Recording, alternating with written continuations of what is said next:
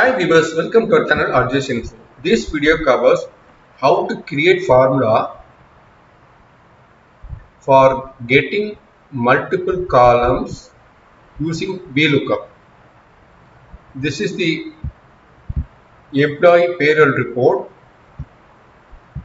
We want very few columns like employee ID, name, tax and net.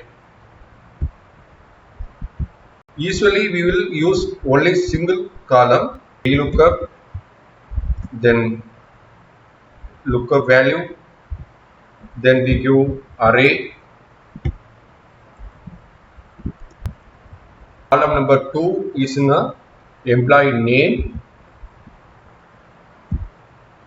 0 for exact match, bracket close, enter. This is the simple formula. For getting multiple columns, just select 3 columns, then simply edit the formula.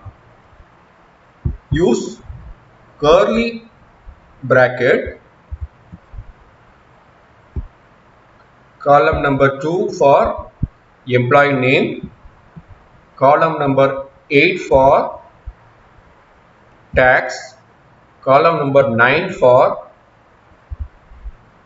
net pay, close the curly bracket, then comma. Don't forget to press Ctrl Shift Enter. Still it is not given, so better select the range, then click it, Ctrl Shift Enter. Now just copy this one.